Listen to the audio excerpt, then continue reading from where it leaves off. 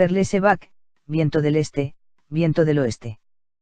Capítulo 17. Durante 20 días me abstuve de visitar a mi madre. Me sentía cansada e indispuesta, y pensar en mamá y mi hermano aumentaba aún más la confusión de mi cerebro. No podía pensar en mi marido sin que surgiese la imagen de mi hermano, y cuando cogía al nene entre mis brazos, evocaba inmediatamente a mi madre.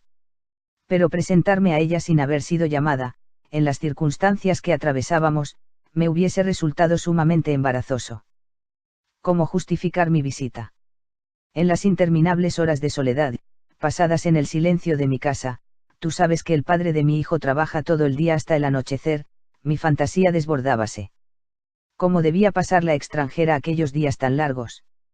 Se habría presentado a mi madre. Y ésta, le habría dirigido la palabra.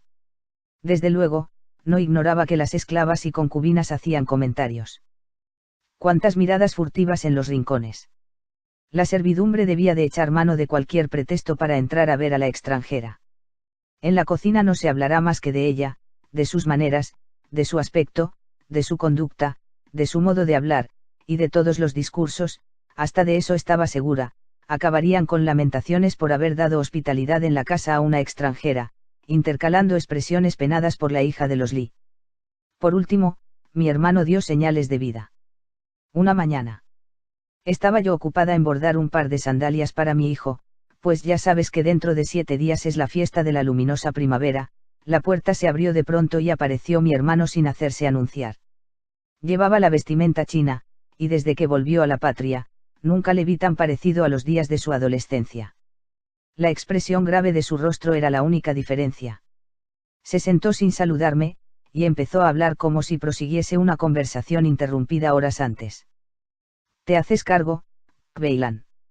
Mamá está muy débil, creo que la enfermedad la mina poco a poco. Tan solo sobrevive su voluntad, fuerte como siempre. Por orden suya, mi esposa tiene que vivir en el patio, como una mujer china, y como mi herencia depende de que observemos esta orden, procuramos obedecer lo mejor posible. Pero es muy duro. Ven a visitarnos con el pequeño. Levantóse y empezó a recorrer la estancia a grandes zancadas. Al verle tan agitado prometí ir a Bells. Aquella misma tarde, fiel a mi palabra, fui a casa de mamá, con la intención de aprovechar mi paso por los patios para ver a la esposa de mi hermano. Sin embargo, comprendí que nunca me atrevería a demostrar abiertamente a mi madre que iba también por la extranjera. Así, pues, me dije que haría caso omiso de esta, a menos que me ofreciese sus habitaciones. Sin detenerme en los patios, fui directamente a la estancia de mi madre. Mientras atravesaba el patio de las mujeres, observé que la segunda dama me hacía señas de que me acercase desde el umbral del portón de la luna, oculta a medias por una planta de oleandro. Me limité a hacer un movimiento con la cabeza y pasé de largo, pidiendo inmediatamente audiencia a mi madre. Luego de los saludos rituales, hablamos de mi hijo. Después, haciendo acopio de valor, la miré cara a cara. A pesar de lo que dijo mi hermano, me pareció más bien mejorada, por lo menos no tan enferma como me había imaginado. Por lo tanto, me abstuve de preguntarle cómo se encontraba, pues sabía a ciencia cierta que aquella clase de preguntas la irritaba, aunque su contestación era siempre cortés. Así, pues, me limité a preguntar: ¿cómo está su hijo, mi hermano? Ha cambiado mucho durante los años que pasó lejos. Inmediatamente enarcó las cejas. A decir verdad, no he tratado con él ninguna cuestión de importancia. La concerniente a su casamiento con la hija de los Lee, no podrá ser resuelta hasta que tu padre regrese. En cuanto a mi orden, tan pronto puso los pies en esta casa, de vestirse como todo el mundo, fue estrictamente observada, por lo que deduzco que, poco a poco, se aviene a razones. La verdad, no era muy agradable ver a mi hijo llevando los pantalones de un aguador. Puesto que ella misma había mencionado el casamiento de mi hermano, pregunté, con fingida indiferencia, a la vez que comparaba una muestra de tela con la seda de mi vestido. ¿Y qué le parece la extranjera de ojos azules? Noté que mi madre se embaraba. Tosió y, luego, dijo, con voz indiferente: no sé nada de ella. Una vez tan solo, accediendo a las súplicas de tu hermano para que le permitiese presentármela, la mandé llamar para que me preparase el té. Pero no pude aguantar la expresión bárbara de su rostro y sus manos inexpertas. Es evidente que no sirve para nada, es torpe, y se nota que ignora, incluso, los rudimentos de la galantería para con las personas de edad. Me cansé. Siento indignación cuando trato de olvidar, diciéndome que mi hijo está de nuevo bajo el techo de sus antepasados. Me extrañó que mi hermano no me hubiese dicho nada de aquello. Con increíble atrevimiento, pregunté. ¿Puedo invitar a la extranjera a mi pobre casa? Puesto que aquí la tratan como a una extraña. Mi madre contestó fríamente. No has hecho bastante todavía. Mientras viva bajo mi techo no le permitiré que trasponga el gran portón, así aprenderá la reserva conveniente a una gran dama que pretende vivir entre estas paredes. No me importa que toda la ciudad hable de nosotros. La extranjera no conoce ni reglas ni disciplina, necesita aprenderlas. Y no me hables más de ella. El resto de nuestra conversación la dedicamos a asuntos corrientes. Observé muy bien que mi madre únicamente deseaba hablar de los asuntillos y chismes cotidianos, tales como la salazón de verduras por la servidumbre, el aumento del precio de las telas para vestidos infantiles, de los crisantemos que estaban plantando en el jardín para que floreciesen en otoño. No me quedaba, pues, más que saludar e irme. Me dirigía hacia la salida, atravesando los portales interiores, cuando compareció mi hermano.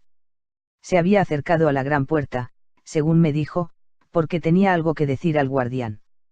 Pero me di cuenta de que no era más que un pretexto y que, en realidad, fue a la puerta para esperarme. Me acerqué a él, y al mirarle fijamente observé que la expresión decidida que le convenía en un extraño para mí había desaparecido. Al contrario, parecía confuso y ansioso, esto. Unido a la vestidura que llevaba y a su andar con la cabeza inclinada, contribuía a darle el aspecto de escolar que tenía antes de irse al extranjero. ¿Cómo está tu mujer? Le pregunté rápidamente. Mojóse los labios, que temblaban, y contestó. No muy bien, hermana. No podemos continuar esta vida durante mucho tiempo. Estoy viendo que habré de hacer algo, irme, trabajar. Enmudeció. Le aconsejé que tuviera paciencia antes de jugarse el todo por el todo. Era un gran paso que mi madre hubiera consentido a la extranjera que se instalase en los patios, y un año pasaría deprisa. Pero él sacudió la cabeza. Mi mujer también empieza a desesperar, dijo con tristeza. Mientras estuvimos lejos de aquí, nunca perdió los ánimos. Pero ahora languidece con el transcurso de los días, no se acostumbra a nuestras comidas, y yo no puedo darle otros alimentos. En su país de origen, estuvo acostumbrada a sentirse libre y cortejada, allí la consideraban hermosa, y muchos hombres la desearon. Era para mí un orgullo decirme que fui yo quien logró llevársela de todos los admiradores. Pero ahora es como una flor marchita, truncada en un vaso de plata sin agua. Se pasa el día entero sentada, en silencio, con los ojos cada vez más dilatados y febriles. ¿Cómo era posible que mi hermano considerase un mérito el que muchos hombres hubiesen deseado a su mujer? Entre nosotros, semejante antecedente sería considerado desmerecedor. Y una mujer así podía esperar convertirse en una de nosotras. Un súbito pensamiento cruzó mi mente. ¿Acaso piensa volver a su patria? Pregunté con ansiedad. Ojalá fuera así. Sería la única solución. Mi hermano.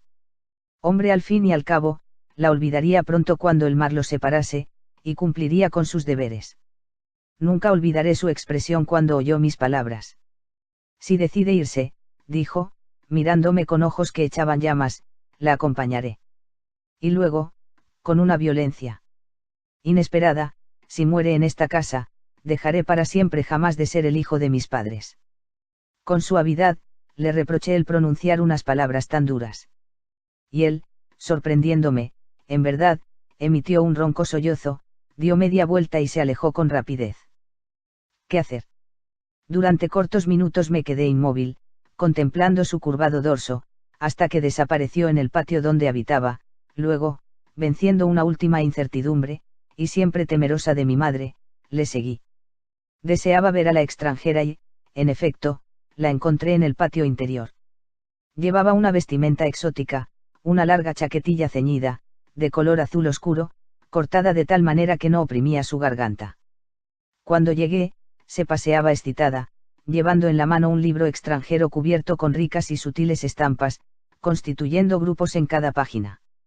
Leía, mientras andaba, con la frente surcada de arrugas. Al verme, sonrió y se detuvo para que yo me acercase. La conversación fue sin interés. Había acabado de perfeccionar sus conocimientos de nuestro idioma y, por tanto, no tuvimos dificultad en entendernos. Invitóme a entrar, pero me excusé, mi hijo estaría esperándome. Ella parecía un poco molesta. Dijo algunas palabras a propósito de cierto enebro muy viejo que crecía en uno de los patios. La joven me entregó un juguete que, al parecer, era para mi hijo. Un objeto de tela relleno de algodón. Le di las gracias y me quedé sin saber qué decir.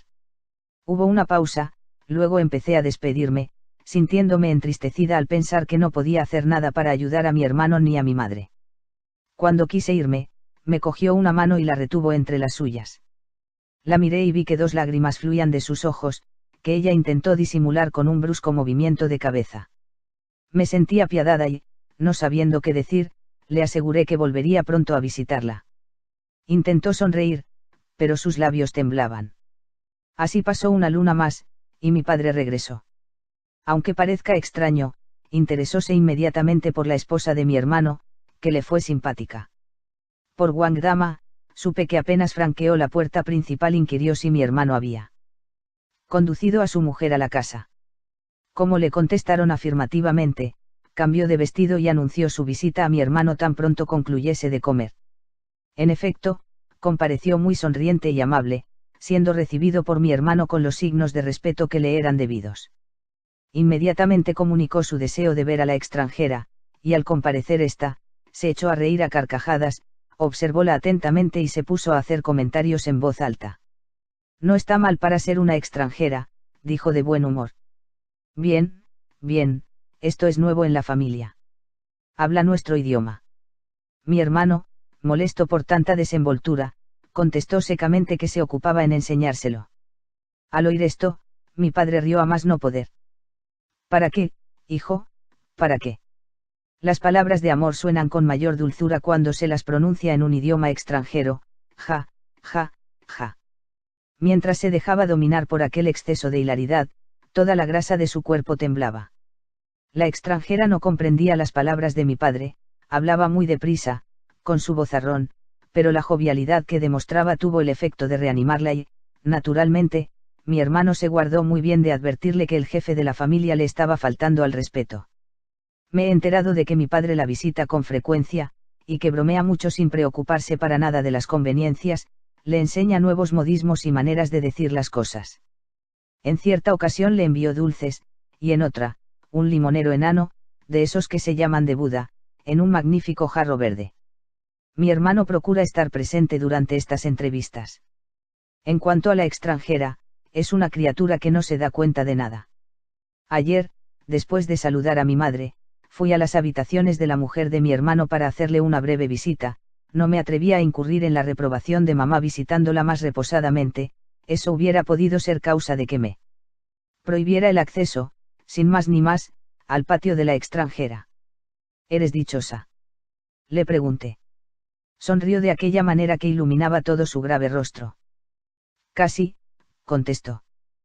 Por lo menos las cosas no han empeorado. No he vuelto a ver a la madre de mi marido desde la vez en que hube de prepararle el té. Pero mi suegro viene a verme casi todos los días.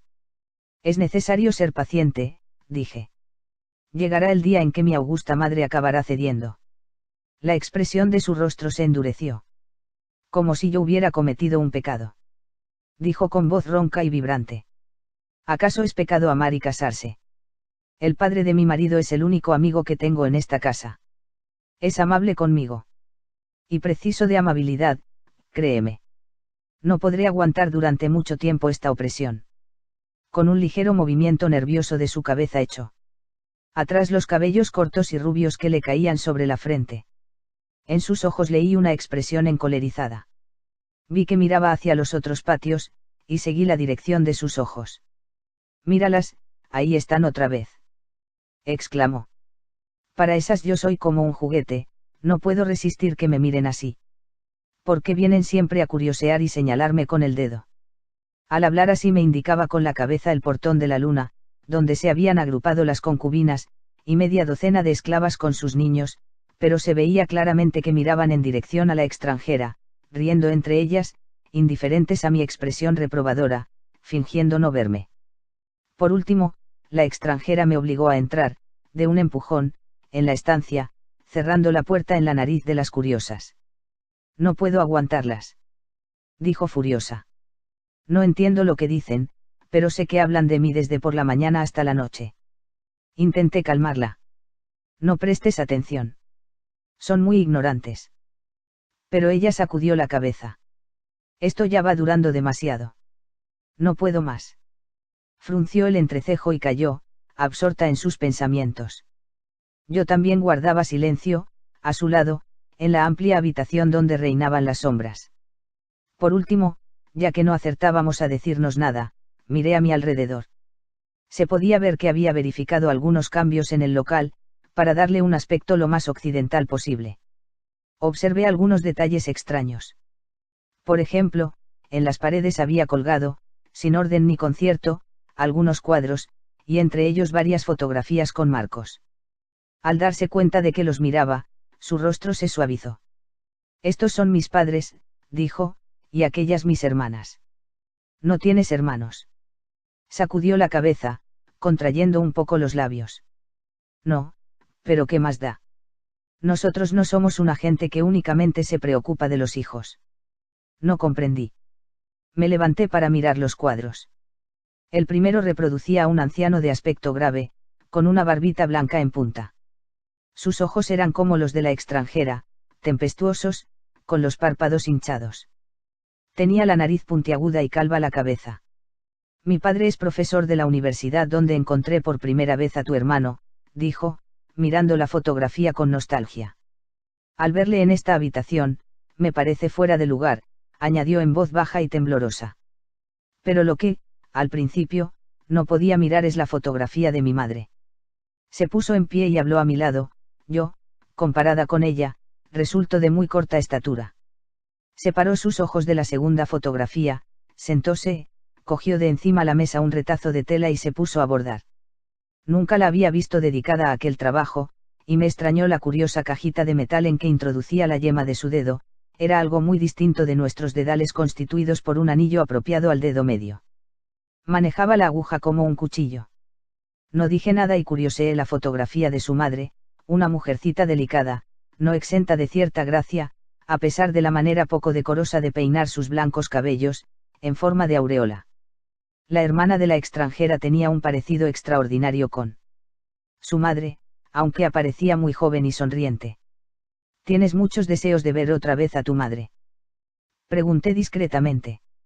No. Ni tan siquiera puedo escribirle. ¿Y por qué? Porque estoy viendo que todos sus temores a propósito de mi casamiento se cumplen. Ni por todo el oro del mundo quisiera que me viese aquí. Si le escribiese leería la verdad entre líneas. Por eso no le he escrito desde que llegué. En nuestro país, todo aparecía de una manera muy distinta, magnífica, mi novela de amor. Y yo, naturalmente, tú no sabes hasta qué punto llegaba mi marido a ser el tipo de perfecto enamorado.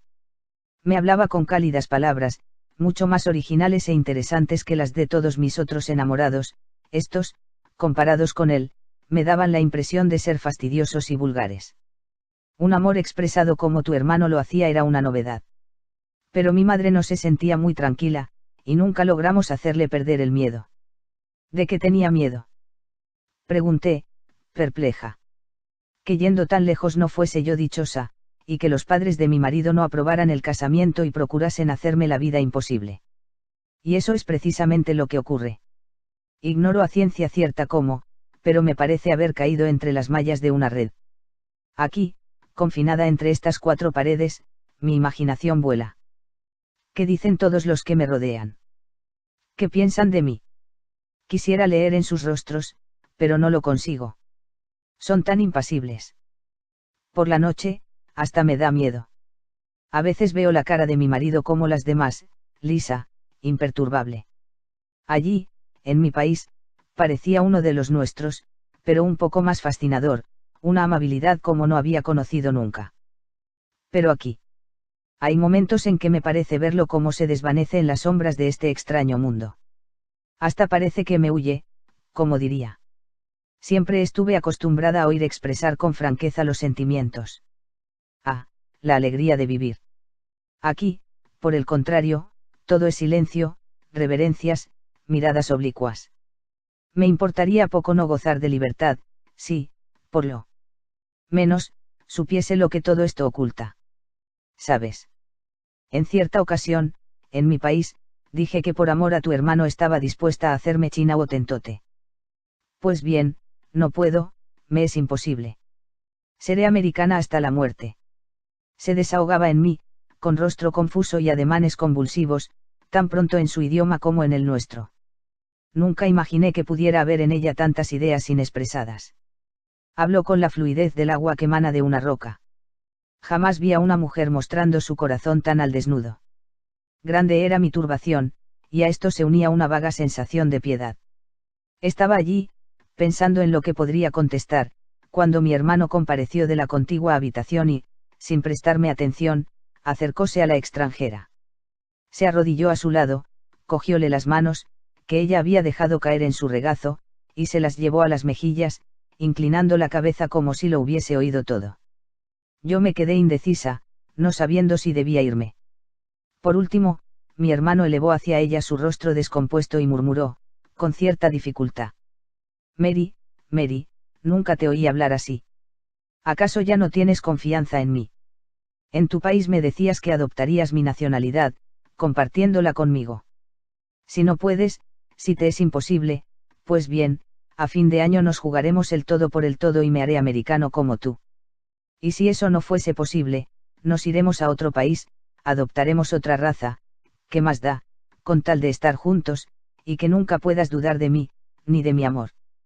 Comprendí estas palabras porque mi hermano habló en chino.